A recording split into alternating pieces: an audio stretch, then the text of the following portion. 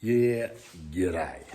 Well, in this video, I am going to attempt a casting method they call lost wax ceramic shell type casting, which apparently is one of the earliest techniques of casting bronze and so on. So if you want to make a shield or a sword or whatever you do, way back then, this could have been one of the ways they did it. So bear in mind that I do not know what I'm doing. So this is the arrangement for the wax. So I have to create all this in wax basically. So starting at the top, we've got the cup, which is where you pour the hot metal into eventually. So you got the cup here. This down here is the gate, the main, and I'm going to make that square so it doesn't create a vortex of any kind as it goes down there.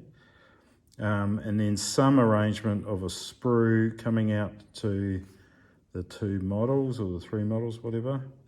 And then returning back up for the gases and so on, we've got the sprues that will go to the top of the cup, roughly. My drawing's a bit shit. Yeah, so that's what I need to make in wax first. So that's number one. And then number two, we have a bucket of ceramic slip. It's like a slurry that you get your wax piece and you basically dip it in the slurry, bring it out, it dries a little, and then cover it with silica sand to give it some strength. And you do that about 10 times. So you end up creating a ceramic shell of that whole wax item. And then once you've got that ceramic shell done, you've done about 10 layers, and it ends up, I don't know, it's about 6 mil thick apparently. Once that's there, then we need to go into a kiln and burn out the wax. So you end up taking the cardboard off the top of the cup, and then this is just a hollow cup of wax. And then you turn it upside down and it stands on that, and then you put it in the kiln, heat it up, and you burn it out, and then you bake the ceramic, and you end up with a ceramic shell of that wax, all that wax there.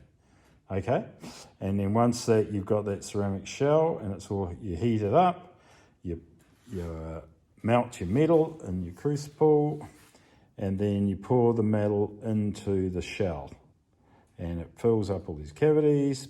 And then when it all goes off, then you have to bash off the ceramic off the outside of it, cut off all the sprues like normal, clean it up, blah, blah, blah.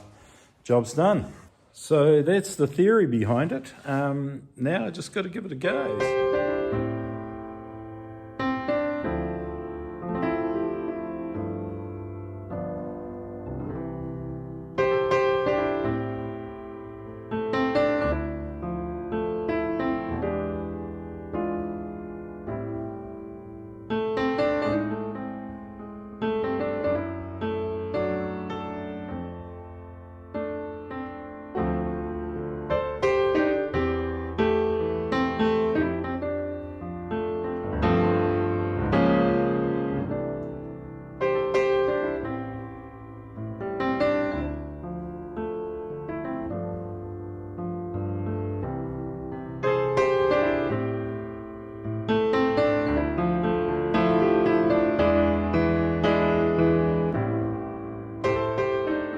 Okay, after much playing with wax, this is what I ended up with.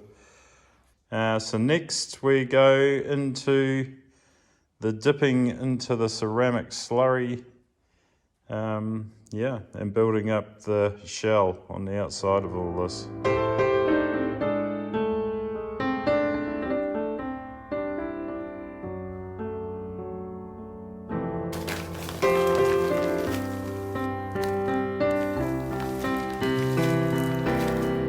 Okay, so that's pretty well mixed in now. It's looking pretty consistent. Should be good. And we've got our silica sand and our fine silica sand in the bucket there. So theory is that the model gets dipped in here and then covered in sand. And then you do that, let it dry, I suspect, and then do that about 10 times or so until you've got a decent layer all around it. I think I'll start off, I'll get a brush and just get all the fine detail of the pattern first on the first layer. Yeah, that's it. Let's do it.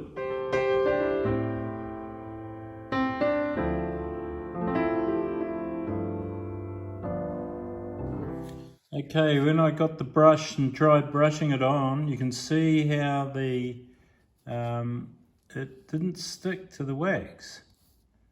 It's kind of, you know, not sticking. You can see it there. So I'm going to go and do a bit of research, see if I can make it better. Right, this is supposedly the answer. What I've done here is I've coated it with some shellac. Shellac thinned down with some, you can either use isopropyl alcohol or you can use mess. You're meant to mix it with mess to start with, so I kind of used a bit of both really. Don't think it matters too much. Just thins it out so you've got a nice thin layer. I coated the bulk of it, mainly the pieces, with the shellac, and then apparently it's going to stick to that.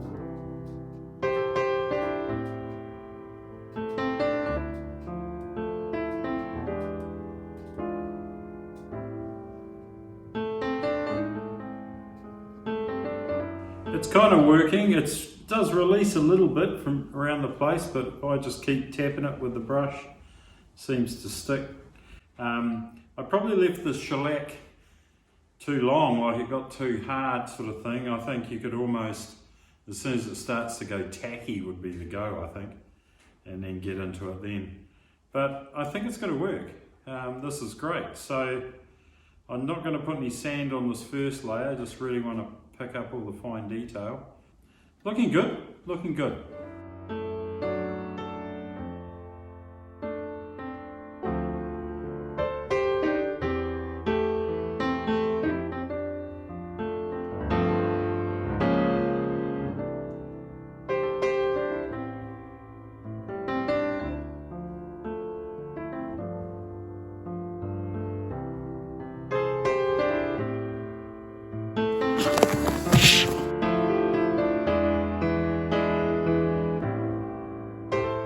Next step is we're going to grind the bottom ring so then I can start burning out the wax, get the cardboard out of there, burn the wax out. And so I'll do it by hand first with a little burner, and then we're going to use my new burnout kiln, which is something that I made in a previous video, and I will put a link somewhere, if I can do that, I haven't done that yet, to that video, and you can see how we made the burnout kiln. But let's grind this off and see what happens. I've put the piece in there, and I tried to turn it down as much as I could. The wax is starting to drip out. That part's looking good, but I did hear a crack in there, so I don't hold much. Oh, and it's just starting to rain. It's not weird. So I don't hold much hope for it, to be honest. There's quite a crack. It seems to be standing up, so we'll only just cross our fingers to see what happens. Okay, that's been a good half hour and I've just turned it off. The piece inside was glowing red, which was good. It's stopped glowing now, but it's very white. Don't know if you can see that in there.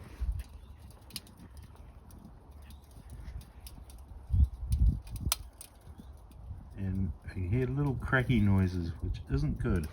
Okay, it's cooled down quite considerably, so I'm going to have a look inside. I'm going to take the lid off and have a look. But there's quite a lot of cracking noise coming from inside there, so not looking good.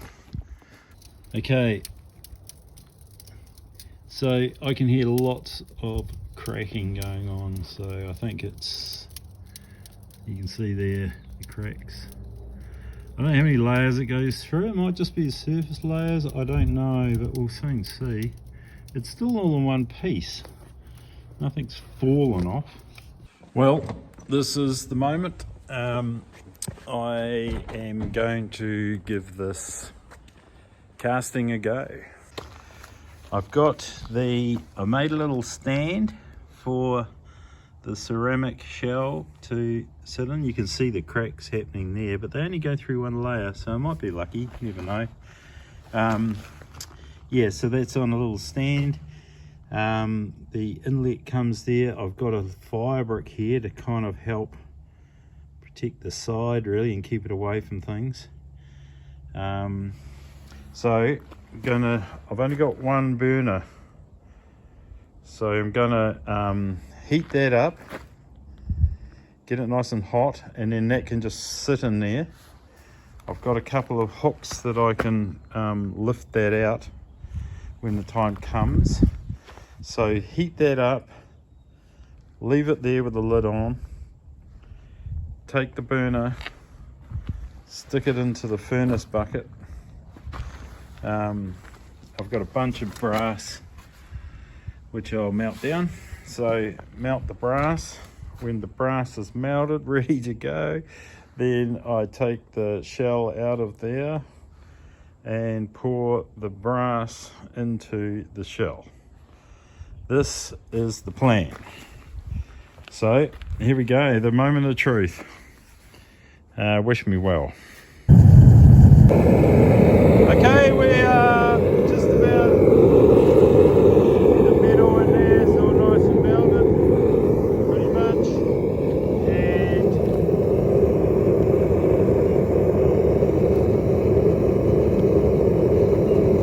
you know, that's 260, so that's still pretty warm, so I think we'll be okay.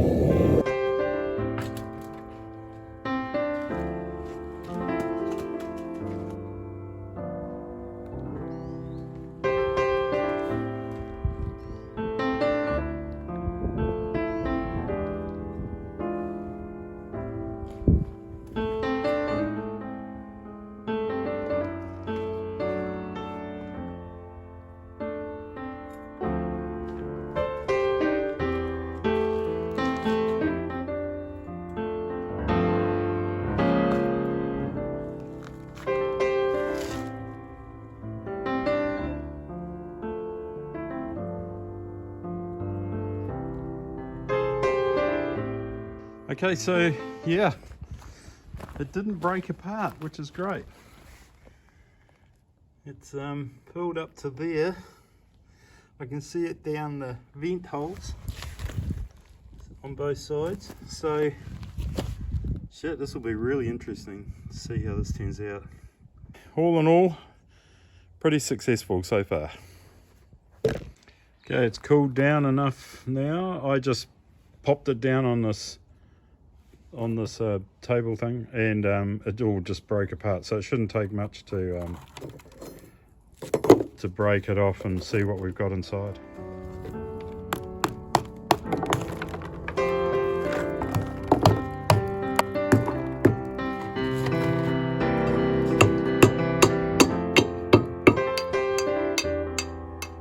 I have managed to chip off as much as I can of the ceramic, and this is what we got. It's basically a mess. So we need to try and determine what happened here. Thing is, like all this deformed stuff, it's got ceramic in it. It's like the ceramic had failed before the metal went in. Because there are some areas where it's totally acceptable, like here, this corner. Yeah, kind of weird, because I would have thought if the ceramic ain't in those holes, you know, like the bubble would have, if that surface kept as a surface, and then it wouldn't have, the ceramic wouldn't be in these indentations. So maybe something happened earlier on, maybe with the burnout of the wax, I'm thinking, and the edge, even after when it was, you know, the layers of ceramic might have cracked off, and there was a lot of cracking and going on, so I'm not surprised. One thing to note was that the gate here, it's all really bubbly and so on, down to here, and then out on the pieces. But the sprues, these vents going back up, they're really nice. So I wonder whether I need the material, the metal to come down, go through a void, and then maybe put the patterns going back up again. So then it's, I don't know, maybe that might work. I'm not sure. So it was good fun. It was worth a crack, and you're always learning. So I've just got to keep going until I can get something reasonable. I'm going to have to try another test piece, I think, before I go on to something serious. Either that or send the model away to get cast by the professionals, but I'd really like to get something happening on my own. Anyway, lots of learning. That's what it looks like at the end. Yeah, nice bit of brass that. So I'll leave that one there. Thanks for watching. Awesome. Hopefully we've learnt something together. If you have any suggestions or anything at all, or just give me a comment, I'd love to hear from you. I don't usually get comments, so if you could put a comment, anything, that would be really cool. If you haven't subscribed already, please do, and all the other blah, blah, blah, blah, blah. Yeah, apart from that, thanks for watching. See you next time.